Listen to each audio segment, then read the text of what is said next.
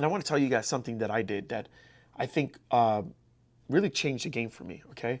So I'll use this, I'll talk more about this example, but what I did is I started to lead with products that are easy to do, and then I put on the back end the things that are hard to do. The things that are easy to do are when you take something. It's when you have people do something that doesn't take a lot of work from them, like very little work on their end. The product does the work.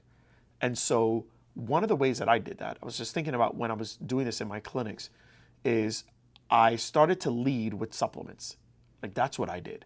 Okay. I led with supplements because supplements are not a dollar per hour thing. It's not.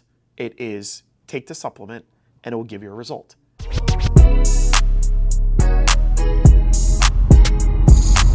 This is Secrets for Success. Welcome to the Secrets for Success podcast. I'm your host, Greg Todd. Thank you as always for joining me. Hey, listen, quick promo. If you have not gotten your ticket yet for SSHC Live this year, it's going to be good. It's going to be a bunch of superhero stuff. It's going to be innovation. It's going to be fantastic. I saw all the cool things that they're doing. SSHCLive2024.com. You can get your ticket. It's not too late to come. But if you don't get it by the time this podcast is over in 24 hours, well, no soup for you. You're just going to have to catch it whenever I decide to do it again, if I do. Anyways, let's talk today about why it's so difficult to sell your stuff. Why? So I think that there really is two reasons. And then don't worry, I'm going to not just leave you high and dry. I'm going to tell you what I believe you should do, okay? So why is it so hard to sell what it is that you bring to the marketplace? Because the reality is that what you bring, I know, is valuable, okay? And I know that you can help people. But here's the reason why it's so difficult. It's so difficult to sell because it is so difficult to do. At least in relation to the other things in the marketplace. I'm assuming you're a healthcare provider or you're in an agreement with a client where you're not just giving them something and then there's nothing for them to do, right? You're asking them to do something in return. And so when you're in a partnership, that's difficult to do. You're in a partnership with a patient. It's difficult to do because I'm telling the patient something to do, but the patient also has to do it. So I'm the instructor. I'm telling them, I want you to do this amount of sets of this, or I want you to do this every night, or I want you to start sleeping with this. You're asking people to do work. And when there is more effort on the client's behalf, there is less perceived value because there's work having to be done by them. Conversely, when you are asking people to just ingest something, take something, there's very little work having to be done. It's got to swallow a pill? Cool. So why Ozempic is killing it right now. Now, I'm not telling you to take Ozempic. I'm just telling you the truth. It's just much easier for something to be of value when there's not a lot of work to be done by the other party. And that's the client.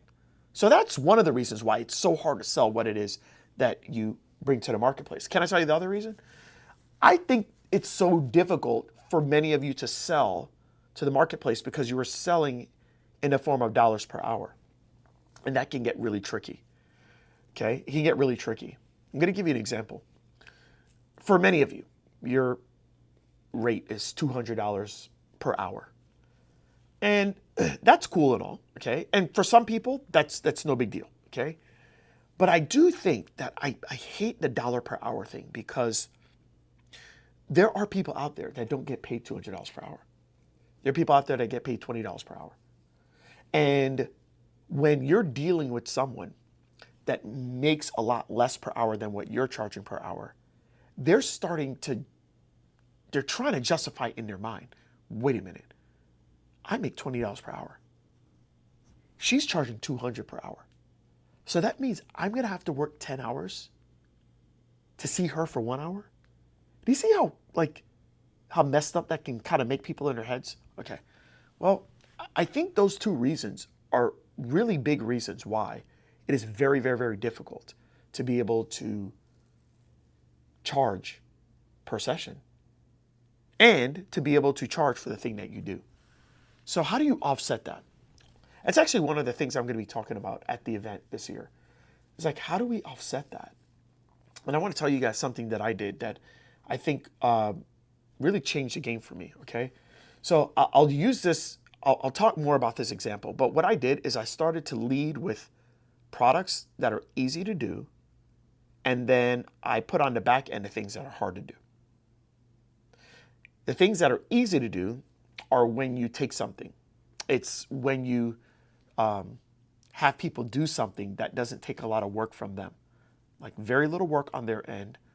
The product does the work. And so one of the ways that I did that, I was just thinking about when I was doing this in my clinics, is I started to lead with supplements. Like that's what I did. Okay. I led with supplements because supplements are not a dollar per hour thing. It's not. It is take the supplement and it will give you a result. And people pay so much money for that over them paying for my time, because with my time, it's work that we're having to do, and it didn't put them in that weird thing that I was more valuable than them because I charged more than what they made. And that's what I did. And I started to have people buy supplements. And then on the back end, I talked about my time or my therapist's time. And it really makes a difference. And it's just understanding that people really want to buy results. Now, I want to give you an example of something that I just shared in one of my groups recently. And I think this is so important. So, I have a jet ski, and I like to go on it at least a couple times a month just to kind of clear my head and enjoy the water. And I like salt splashing in my eyes and all that good stuff. I find it fun. Okay, don't judge me.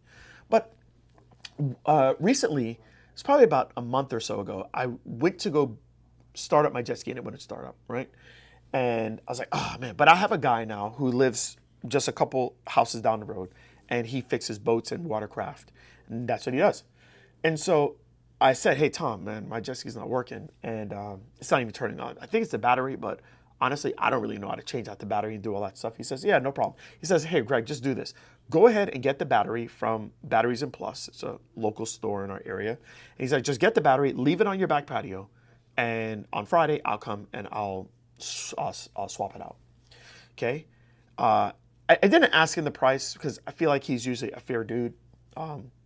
But he texted me and said, hey, jet ski started up.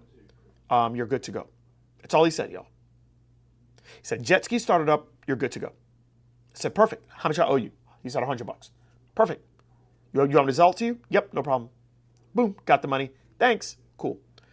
Got home, and my wife said, yeah, Tom came by. I saw him go downstairs. He's here for about 10 minutes.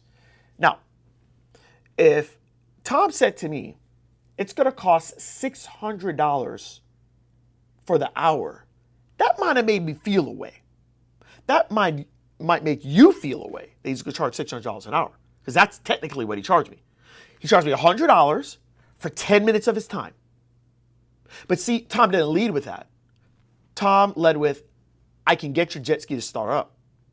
Tom texts me, hey, jet ski started up. You're good to go. Checked it out. Did it a couple times. You're fine.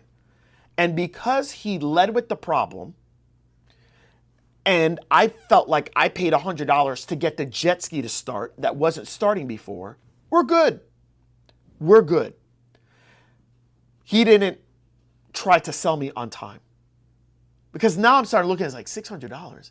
What? $600? He gets paid more than all my students. What? He didn't get a doctorate in jet ski battery repair. You see, it gets weird, right?